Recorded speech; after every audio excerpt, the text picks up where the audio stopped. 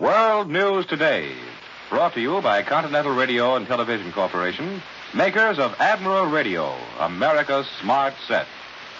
By shortwave broadcast direct from important overseas stations, as well as leading news centers of our own country, CBS correspondents are waiting to bring you a complete report from the world's political and battlefronts. But first, here's Doug Edwards. A large fleet of Britain-based bombers struck across the Channel into France today to hammer German airdromes and communications. And Allied planes from Italy have attacked southeastern Austria. The Eighth Army has resumed the offensive in Italy, driving across the Trinio River and capturing 3 towns. But British General Alexander says progress toward Rome will be slow. German troops are in an increasingly bad spot in Russia as the Red Army pushes relentlessly on toward the Crimea. And in the Balkan War, General Tito's guerrillas have captured 2,000 Germans in Yugoslavia. Now, for further details on the Mediterranean War, Admiral Radio takes you to CBS Algiers. John Daly reporting. Trinio River, 13 miles north of Chamonix, a stepping stone in the Allied drive to break the German hold on the lateral highways running westward to Rome. The Eighth Army attack broke a 3-day stalemate along the Italian mainland front. Under the personal command of General Montgomery, British troops cleaned up the principal enemy strong points south of the Trinio River, occupying Rusticco and Montenero, drove the Germans off several commanding heights overlooking the battle area, and forced the crossing of the river in one sector. Frontline reports indicate that other British units have reached the south bank of the river at several points. In central Italy, where the left flank of the Eighth Army and the right flank of General Mark Clark's Fifth Army, to which General Eisenhower has just paid a visit, are driving through the difficult mountain spine running down the Italian peninsula. Advances were small but significant. The Eighth Army flank occupied Campo Chiaro and the forward slopes of the mountains commanding the main highway to Isernia and Rome, while the Fifth Army flank captured Baia e Latina, a road junction 4 miles northwest of Dragoni. Progress in the mountains of central Italy is slow, but any advance, no matter how small, that gives us further command of the road networks in that area is very important. There was little activity in the center of the Fifth Army front, and our left flank on the Tyrrhenian coastal plain still rests on the south bank of the canal, 4 miles north of the Volturno River. Bad weather kept our heavy bombers on the ground yesterday for the second day in a row, but medium, light, and fighter bombers continued the accelerated air offensive.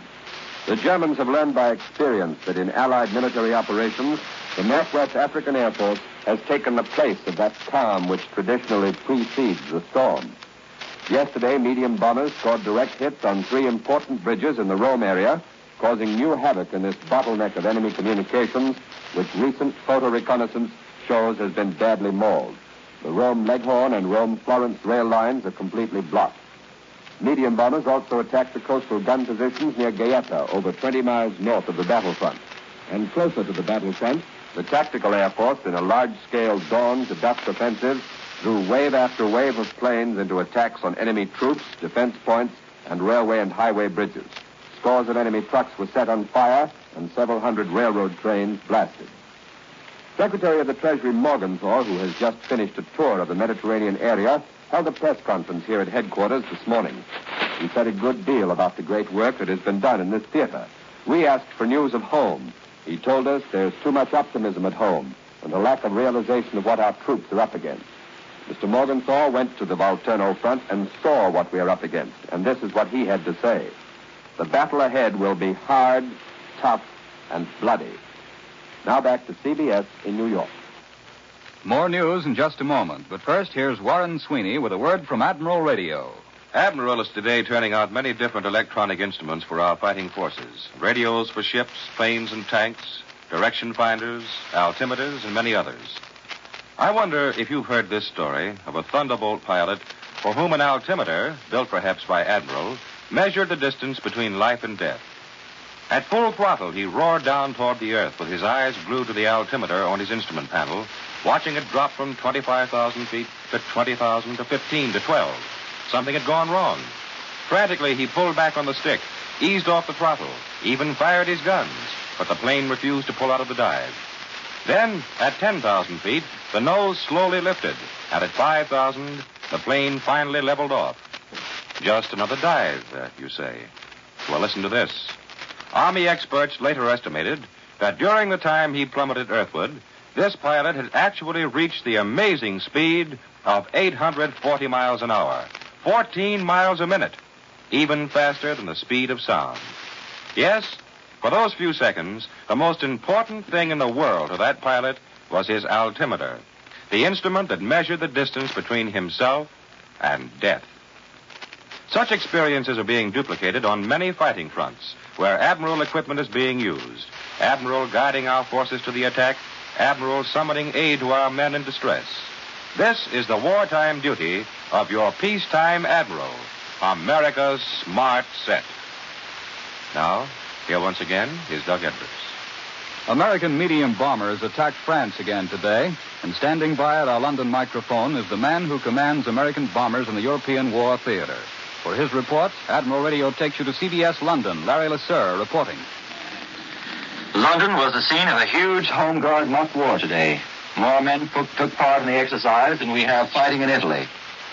U.S. medium bombers, heavily escorted, attacked 2 German fighter airfields near Paris. We shot down 7 German fighters and lost only 1 Allied aircraft. Here on the Western Air Front, there's a chosen group of young men who are fighting and dying for you. They are the air crews of our heavy daylight bombers, and a large part of our hopes for eventual victory go riding on their shoulders. A great weight of responsibility for masterminding the daylight battle of Germany rests on a young American general, 38-year-old Brigadier General Frederick Anderson, commanding General 8th Bomber Command. Today he's taken time off from his heavy duties to answer some questions about America's part in the Battle of Germany.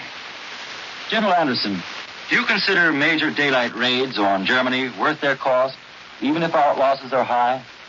In the first place, there's no such thing as a major raid. The word raid is wrongly used to describe our bombardment operations. At the present time, it's the Germans who are making ineffectual raids on England.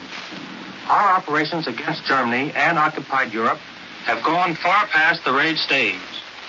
With the Royal Air Force, we are jointly launching major campaigns in the air involving striking forces with a potential effect on the enemy greater than any single striking force, either on the land or the sea or in the air, operated in any part of the world today.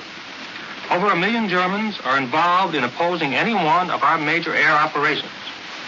To answer your question, losses must always be weighed against accomplishments. Schweinfurt is an example. We can presume that of the 600 missing American airmen, between 300 and 400 are alive. Therefore, at a loss of between 200 and 300 men, we have destroyed approximately 50% of Germany's ability to produce mobile war machines. I am convinced that the results of this operation, when finally analyzed after the war is over, will be found to be the greatest single blow struck against Germany's war capacity during the entire bloody conflict. Well, General Anderson, has the opposition against our flying fortresses become stronger?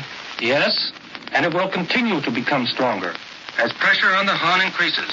The more vital the target, the more fiercely he'll fight to defend it.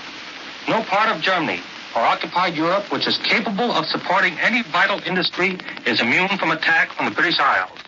On the basis of available evidence, we must presume that the enemy will continue to reinforce his fighter strength on the Western Front from squadrons stationed in Russia and the Mediterranean, and from his existing reserves. When he exhausts his ability to draw from the Mediterranean and Russian fronts, and exhausts his reserve, then the critical period for the German Air Force will be reached.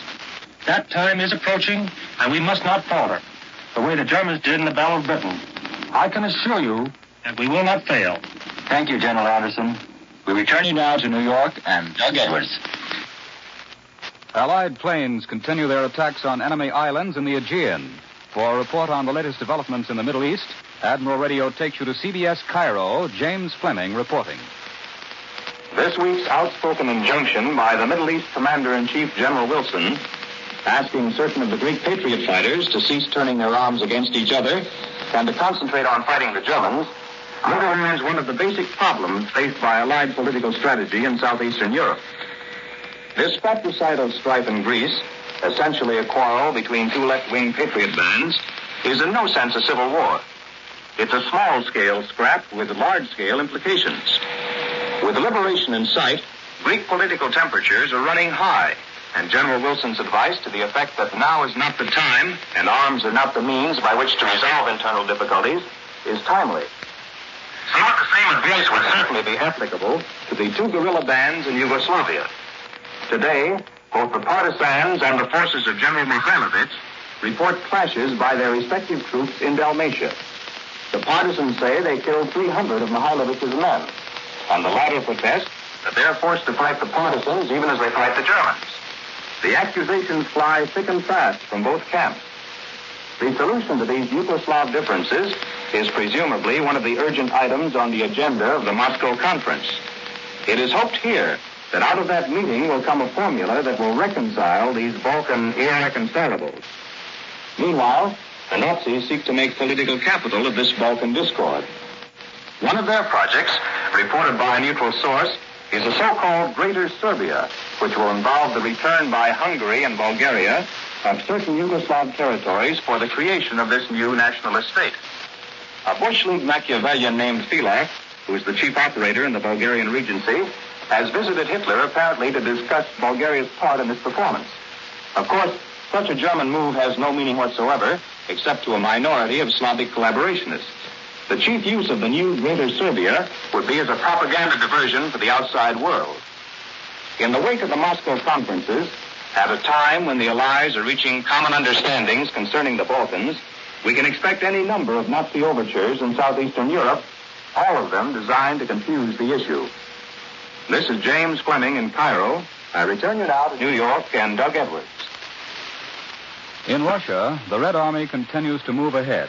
Dispatches from Moscow this morning say Soviet troops, in a new effort to widen their salient on the Dnieper River bend, launched great attacks to seize the vital Zamninka rail junction, which is 40 miles southwest of Kremenchuk. The Germans now admit their withdrawal from Melitopol, and they concede that the Red Army attack was on a large scale. Here in our New York studio to discuss the military situation in Russia in the light of Berlin broadcasts is Major General George Fielding Eliot. In a broadcast heard in this country by CBS shortwave listening post, Radio Berlin confirms the views already expressed by military observers in the United States. The moment has now come for the Germans to throw their reserves into the battle south and southeast of Kremenchuk. This broadcast hints that the Germans have been conserving manpower up to this time, and so they possess considerable reserves which must now be put into action. The German broadcast admits that the Soviets are at present widening their bridgeheads, and are putting in enormous forces of tanks, motorized infantry, and artillery. The Germans speak repeatedly of the extraordinary Russian strength on this front. The conclusion drawn by the German broadcaster seems to be that the victory will go to the side which can throw in the greatest reserves at this crucial moment, a view which hardly contains any element of novelty, was expressed once by Napoleon, but which is interesting because it implies something less than certainty that it will be the Germans who will be thus victorious. It is interesting to observe in this connection that London has just reported a DNB broadcast from Germany, which states that German troops in front of Krivoy Rog have been withdrawn to the rear as a result of enemy pressure. This may mean that the vital railway junction of Krivoy Rog is already in Russian hands, though the Russians have not yet claimed it. Of course, the regular Russian communique for today is not due for several hours. If it is true that Krivoy Rog has fallen, then such German troops as have not yet been withdrawn from the Dnieper Bend region are cut off and doomed, unless German counterattacks can regain that junction very quickly. On the whole, we must certainly agree with the German broadcaster that the time has come for the use without stint of the German reserves for counterattack in force. And the outcome of the great battle, now raging in and south of the bend of the Dnieper River, will depend on the power which the Germans are now able to throw into this decisive counterattack. The result can either be a mere loss of territory by the Germans, a fresh withdrawal to some new defensive line on the pattern which the Germans have so successfully carried out in Russia during the past several weeks. Or it can be a tremendous German disaster with the loss of hundreds of thousands of German troops. This might be a blow from which the Wehrmacht would never recover. It wouldn't be decisive, but it would be a cruel and bleeding wound. The battle can go either way at the moment. Remember, it is the destruction of the German army at which the Russian High Command is aiming, not just the recovery of this or that piece of territory. That was Columbia's military analyst, Major George Fielding Eliot. The German news agency reported in a broadcast an hour ago that major formations of United States four-engined bombers penetrated German territory from Italy around noon and extended their raid to the Vienna area. There is no confirmation. The Japanese in Burma are still on the receiving end of an almost endless series of attacks by British planes. A New Delhi communique tells of widespread attacks against enemy troop positions, villages, and communications. And now for a report on conditions in the South Pacific by two lieutenant colonels who have just returned from that war zone. Admiral Radio takes you to CBS Honolulu. Webley Edwards reporting.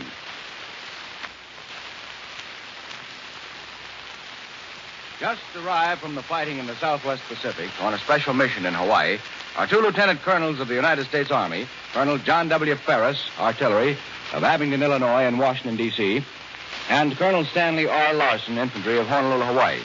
They've seen much action down there, including this final cleanup of the North Central Solomons. How goes the war, Colonel Ferris? Pretty tough. I don't know which is the toughest, the war itself or living conditions. Our reason for taking Vella La Vella was that it is so well located geographically in the North Central Solomons. After we had taken New Georgia, the Japs that escaped had gone over to join their garrison on Columbonga Island. They were waiting for us over there, expecting us to come right on over and attack. However, Larson's combat team was sent on to bypass that island and land on Vella La Vella, which is on further north. This was the first time we had used these bypass tactics in the Southwest Pacific, and it caught the Japs completely by surprise. Don't you think so, Swede? Yes, it did. Our landing party got in without any opposition. The Japs knew our forces were in the area, and as Johnny here says, they were concentrated down on Columbonga. We were the first outfit to land on Vella. The island has no beaches, and we had to bring our landing barges in on Coral Rock, then wait ashore. The worst opposition we had came from some dead Jap bodies that had washed up on shore from a previous Vella Gulf naval engagement. They were pretty ripe. I see what you mean. It was about 45 minutes before the Japs discovered where we were and got planes up to Vella to attack us. By that time, we had safely established our beachhead and had dispersed our forces well enough so that our losses were very light. They came in with 40 dive bombers and Zeros, bombing and strafing. They came back an hour later, but this time our planes had arrived from our new field on Munda, on New Georgia, and intercepted them so that very few Jap planes got through. From then on, our toughest opposition was from bombing and strafing at night when it was moonlight. Yes, the moonlight, although beautiful, is not looked forward to down in that part of the world. It so often means night raids. What about land opposition on Vella La Vella, Colonel Larson? As soon as the Japs definitely knew that we had landed in force on Vella, they sent in heavy reinforcements on the north shore of the island, about 18 miles away. The jungle is so thick, though, that it took us over a week before we could get near enough to fight them. We literally had to cut our way the whole length of the island. In fact, that's routine down there. We have to cut the jungle to fight every island, infantry and artillery. Incidentally, we infantrymen swear by the artillery, and we feel that without them we would be almost less than half a team. Even if Colonel Ferris weren't here, I'd say that it's the artillery that's really punching the holes in the Jap jungle defenses. It looks like the infantry and artillery are really working as a team down in the Southwest Pacific, Colonel Ferris, right? Yes, and it's working pretty well. While Swede's outfit was landing on Vella La Vella, our artillery swung up from New Georgia to set up opposite Vila.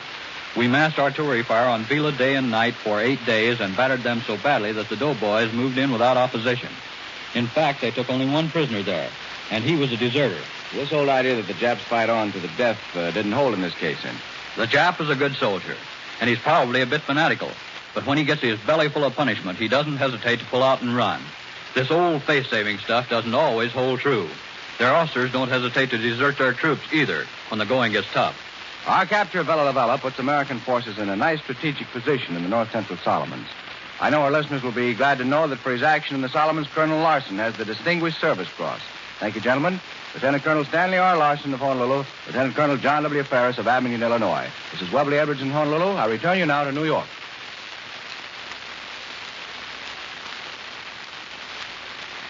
In our own country, a new battle looms in Congress over the President's subsidy program.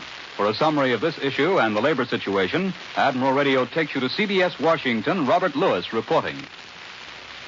The Navy Department has just announced, less than 10 minutes ago, the loss of the United States submarine Dorado. This is the 13th American sub to be officially reported lost in this war.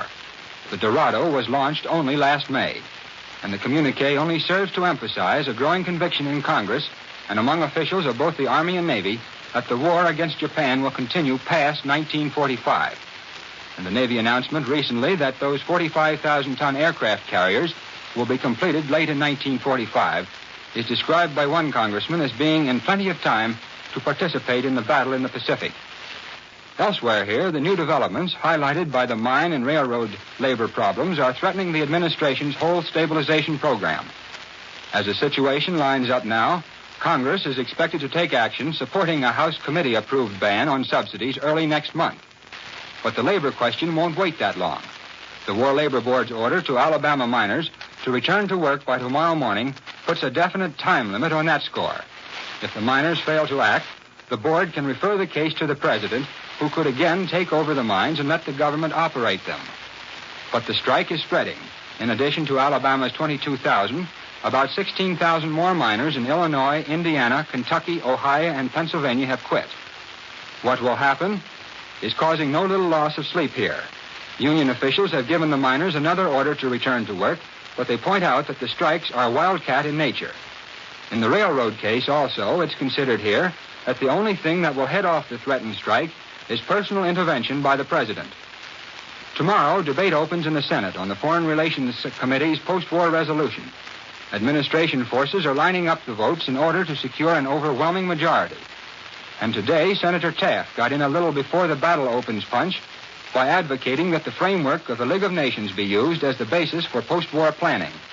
His idea is to use the existing machinery of the League in order to simplify the task. This is Robert Lewis in Washington. Now back to CBS in New York. Once again, here is Warren Sweeney with a word from Admiral Radio. If you have wondered why you can no longer buy an Admiral radio from your dealer, here's something that might be of interest to you. Every flying fortress that takes off for a raid on Jap or Nazi-held territory carries as part of its regular equipment not one or two, but no less than 7 complete radios, each for a separate, specialized purpose. These 7 instruments are valued at approximately $50,000, equal to the cost of over 2,000 medium-priced home radios. Every time you hear, for example, of 500 planes bombing enemy bases or industries, remember that the equivalent of over 1 million civilian receivers have taken an active part in the raid.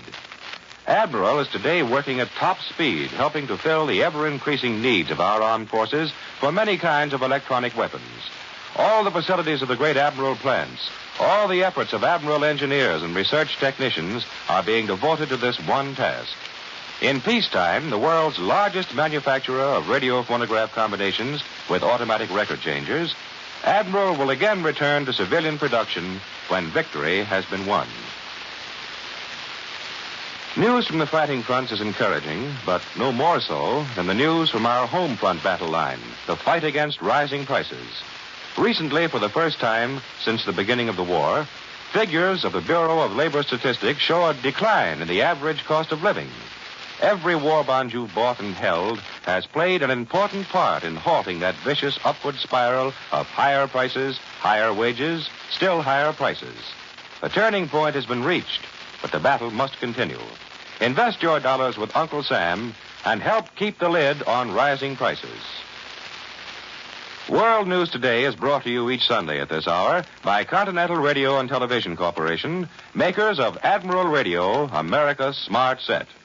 Be sure to listen again next Sunday when Admiral brings you World News Today by shortwave, direct from leading news centers of the world. This is Warren Sweeney, speaking coast to coast for Admiral Radio. This is the Columbia Broadcasting System. The WBB America Theater, Wrigley Building, Chicago.